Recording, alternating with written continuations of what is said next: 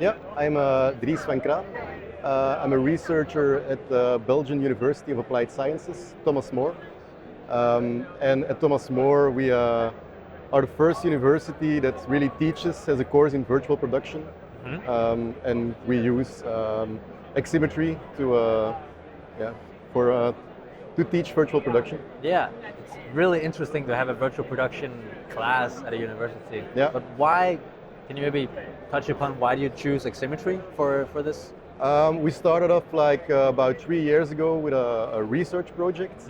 And in that research project, we were mostly trying to see different softwares, just like exploring how virtual production works. Yeah. And Aximetry popped up in our vision.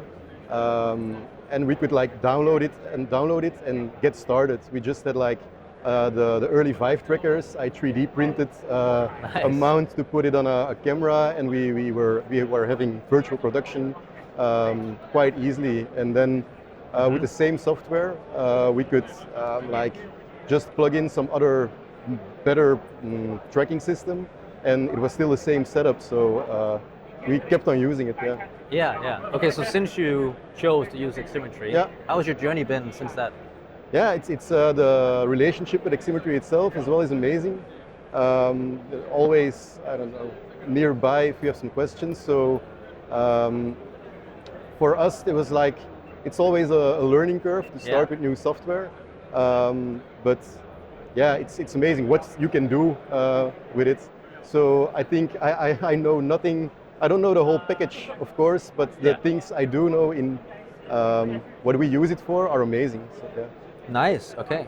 And well, yeah. So you obviously mentioned you use Aximetry for teaching virtual production, but can you maybe go a bit deeper into what you use Aximetry for and how you use it in the education? For us, Aximetry is like a Swiss Army knife, so that's nice. We can have the students build something in Unreal Engine, or we don't. We just set some quick studio up in Aximetry itself. We don't need Unreal Engine, but we can have it. We can switch between a tracking system or just some other data. And that's really good for the students because we can choose where we focus on at the time. They're always in the studio and actually always using Aximetry, but we can plug in and what we want, so that's cool. So how do you use it in terms of virtual production? Is it green screen? Is it LED? Yeah, we have both a green screen and a LED wall in our studio. Right. So depending on the project that the students are working on, we kind of switch. We just switch our camera and we're set to go. Just have another compound and good to go. Yeah. So yeah, we started off with only the green screen. Now we also have the LED wall. And we're still learning, but it's been an amazing journey. Nice. Going a bit back to the beginning, what's your background? Why did you choose to want to start this project? My background is also a bit in gaming technology, I guess. That's why I'm familiar with Unreal Engine.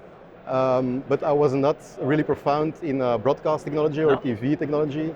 And that might be the reason as well why Aximetry was so logical choice for me, because I could just use my skills with Unreal and really quickly go to like a broadcast environment, studio set.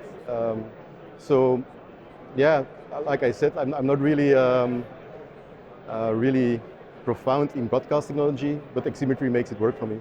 Yeah. Okay.